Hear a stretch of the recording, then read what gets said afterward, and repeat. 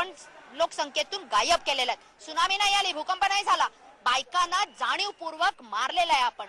वर्षा देशपांडे यांच्या लेक लाडकी अभियानाअंतर्गत साताऱ्यासह विविध जिल्ह्यातल्या महिलांनी आझाद मैदानात धरणं धरलंय। त्या डॉक्टरांनी पहिला आपल्या आईपासून विचार केला पाहिजे। आता आम्हाला गावगाना कमिटी पाहिजे, म्हणजे त्या माणसाला आम्हाला गावगावी विचारायला येईल, ह्यांना कोणाला आम्ही विचारायला। महिलांनी निर्धारपणाने मी तपसायला येणारच नाही आणि मला ते करायचं नाही म्हणून जर त्यांनी निर्भयपणे जर सांगितलं तर माझ्या मते ते बरं होईल। ज्या ज्या जिल्ह्यात सोनोग्राफी मशीन्स आहेत तिथं तिथं मुली जन्मा आधीच मारल्या जात आहेत आणि त्यावर अनेकांचे खिसे भरतायत। सगळ्यात जास्ती सोनोग्राफी सेंटर ही कोल्हापूर जिल्ह्यामध्ये आणि प्रॉपर कोल्हापूर सिटीमध्ये आहेत। त्याचा परिणाम म्हणून पन्हाळ्यामध्ये गेल्या वर्षीच्या म्हणजे 2001च्या जनगणनेनुसार 792 मुली जिवंत होत्या की त्या 720 पर्यंत खाली गेल्या।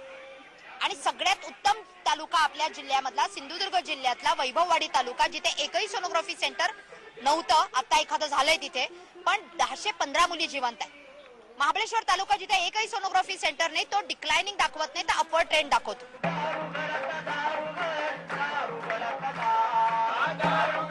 आरोग्य मंत्री सुरेश शेट्टी यांनी तर कायद्याच्या अंमलबजावणीकडे संपूर्ण पाठ फिरवली आहे।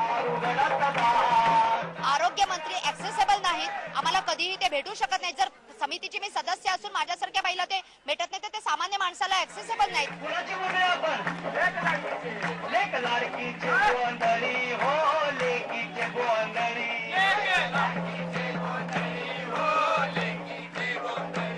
स्त्री भ्रूण हत्या रोखण्यासाठी राज्यात कायद्याची कडक अंमलबजावणी व्हावी यासाठी सुप्रीम कोर्टाने आदेश दिलेत स्टेट मॉनिटरिंग कमिटी स्थापन करण्याचे। पण या स्टेट मॉनिटरिंग कमिटीच्या अध्यक्षपदी असतात महिला आयोगाच्या अध्यक्षा आणि महाराष्ट्रामध्ये गेली 2 वर्ष महिला आयोगालाच अध्यक्ष नसल्यामुळे पर्यायाने या स्टेट मॉनिटरिंग कमिटीच्या कामाला सुद्धा कुणी वाली उरला नाहीये। 7000 सोनोग्राफी सेंटरला जर महाराष्ट्र शासनाने ठरवलं तर शिस्त लावणं पूर्णपणे शक्य आहे की एका सेंटरच्या मागे एक अधिकारी नायब तहसीलदार लेवल पर्यंत जरी लावून दिला, पूर्ण राज्याचं जर मॅपिंग केलं तर आपण विदिन नो टाइम एका वर्षाच्या आत महाराष्ट्राची परिस्थिती कंट्रोलमध्ये आणू शकतो। व्हिडिओ जर्नलिस्ट ओमप्रकाश केवटसह अलका धुपकर, IBN लोकमत, मुंबई। आपण बघितलं महाराष्ट्रासारख्या राज्यामध्ये काय विदारक स्थिती आहे, कारण स्त्री भ्रूण हत्या रोखण्यासाठी केलेल्या कायद्याच्या अंमलबजावणीमध्येच अपयश येते। त्याची काय काय कारणं आहेत ती आता आपण बघूया। केंद्र सरकारने जे सुपरवायझरी बोर्ड स्थापन केलंय ते पूर्णपणे निष्क्रिय आहे। 6 महिन्यातून एकदा बैठक अपेक्षित आहे, पण अशा बैठका होत नाहीत।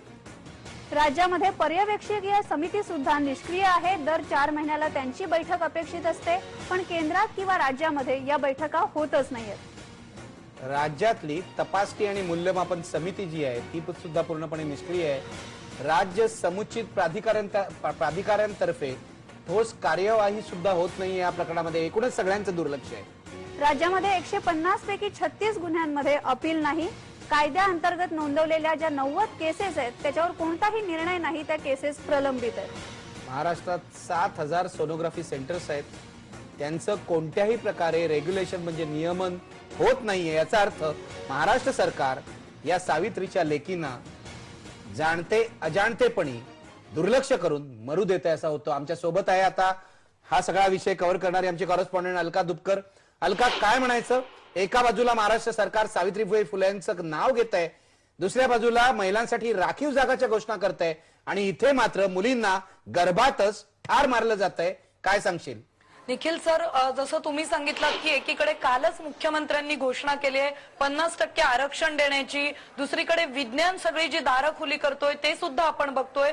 3 प्रमुख मुद्दे मला वाटतात हा सगळा प्रश्न बघत असताना सगळ्यात पहिल्यांदा जसं वर्षा देशपांडे वारंवार सांगतायत की सरकारची या सगळ्यामध्ये महत्वाची भूमिका आहे। सरकार असेल, प्रशासन असेल, राजकीय इच्छाशक्ती असेल, हा एक भाग झाला, पण त्यासोबतच वैद्यकीय क्षेत्राची नैतिक जबाबदारी सुद्धा खूप मोठी आहे, जो या प्रश्नाचा आणखी एक दुसरा महत्वाचा आपण म्हणू शकतो त्याचा सगळा भाग आहे. आणि तिसरा तितकाच महत्वाचा भाग आहे, ज्या सामाजिक जबाबदारीचं भान नागरिकांनी सुद्धा ठेवलं पाहिजे, जे ठेवलं जात नाहीये. आणि या तिन्ही प्रश्नांमुळे एक जे सगळ्या तिन्ही प्रश्न एकत्रित येऊन जे काही रूप झालेलं आहे, अतिशय गंभीर स्वरूप, महिलांच्या सगळ्या मुलींच्या संख्या ज्या घटतायत, स्त्री भ्रूण हत्येचा जो प्रश्न आहे हा प्रश्न म्हणता येईल. हा कुठलाही सरकार एका अंगाने हा प्रश्न सोडवू शकत नाहीये. वर्षा देशपांडेंसारख्या संघटना कितीतरी वर्ष या सगळ्यावर काम करतायत, झगडतायत, पण त्याने सुद्धा एका झटक्यात यश येणार नाहीये. कारण या सगळ्यामध्ये सामाजिक जबाबदारीचं भान आणि नागरिकांनी स्वतः ठरवून हे सगळं बरोबर आहे अलका, पण आरोग्य मंत्री आताचे जे आहेत सुरेश शेट्टी,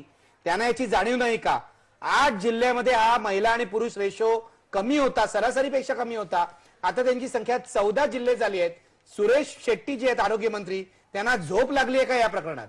झोप लागली असंच म्हणावं लागेल निखिल सर. याचं कारण सुरेश शेट्टी यांना वारंवार या सगळ्या प्रश्नावर बोलतं करण्याचा प्रयत्न अनेकदा पत्रकारांनी केलेला आहे, प्रसार माध्यमांनी केलेला आहे, पण कधीही त्यांना गरज वाटली नाहीये, या जबाबदारीचं भानच नाहीये. किंबहुना एवढं म्हणण्यापर्यंत परिस्थिती आलेली आहे की आरोग्य मंत्र्यांना महाराष्ट्रातल्या स्त्री भ्रूण हत्येचा जो प्रश्न गंभीर होत चाललेला आहे त्याबद्दल कुठलीही संवेदनशीलता उरलेली नाहीये. 2001 सालचा जर आपण डेटा बघितला तर 2001 साली आपलं स्त्री भ्रूण हत्येचं जे चित्र होतं ते स्पष्ट व्हायला सुरुवात झाली होती. त्याआधीच 1997च्या तुलनेत मुळातच 37ने आपला जे मुलींचं प्रमाण होतं हे घटलेलं होतं. आपण जर बघितलं तर 246 वरून 213 वर आलो होतो आपण. त्यामुळे अलार्मिंग सिच्युएशन 2001 साली होती निखिल सर. 2011 उजाडलं आणि ही संख्या अजून झपाट्याने घटत चालली. आणि या सगळ्यात मगाशी जसं मी म्हटलं, आर्थिक प्रश्न जो सगळ्यात महत्वाचा आहे, जे भाग जिथे आदिवासींची संख्या जास्त आहे, मग ते गडचिरोली असेल, नाशिक असेल किंवा त्याचबरोबर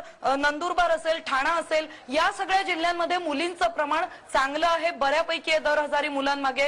कोकण सारखा भाग आहे जो आर्थिक दृष्ट्या तुलनेने पश्चिम महाराष्ट्र आणि नगरच्या तुलनेत कमी आर्थिक दृष्ट्या त्याचा विकास झालेला आहे, तिथे मुलींचं प्रमाण दर हजारी मुलांमागे चांगलं आहे. पण जिथे आर्थिक विकास अधिक आलाय, जिथे विज्ञानाने अधिक तंत्रज्ञान पोहोचवलेलं आहे, तिथे मात्र ही संख्या सोनोग्राफी सेंटरचा मोठ्या प्रमाणात गैरवापर होतोय. रेडिओलॉजिस्ट, डॉक्टर्स आणि पुरुष या सगळ्यांचं जे सगळ्या कुटुंबाची एक जी चेन निर्माण झालेली आहे, या चेनला तोडण्यात सरकार निश्चितच अपयशी ठरलंय. निखिल सर, या सगळ्यामध्ये जो शेवटचा एक महत्वाचा मुद्दा वाटतो की जी तरतूद केलेली आहे पीसीपीएनडीटी कायद्यामध्ये, की जी बाई पुढे येईल, तक्रार करेल की माझ्यावर सक्ती केली जाते, या पद्धतीने गर्भ निदान करण्यासाठी तिच्यावर कोणताही गुन्हा दाखल होणार नाहीये. मात्र तिच्या कुटुंबाला 5 वर्ष तुरुंगाची, 50,000 रुपये दंडाची, संबंधित डॉक्टरला सुद्धा 10,000 रुपये दंड, 3 वर्ष तुरुंगवास या शिक्षेची तरतूद केलेली आहे. सरकारने जर प्रत्येक हॉस्पिटलमध्ये, खासगी हॉस्पिटलमध्ये, प्रत्येक ठिकठिकाणी, सार्वजनिक ठिकाणी या सगळ्या तरतुदीचा बोर्ड लावला तर महिलांना निर्भय बनायला सुद्धा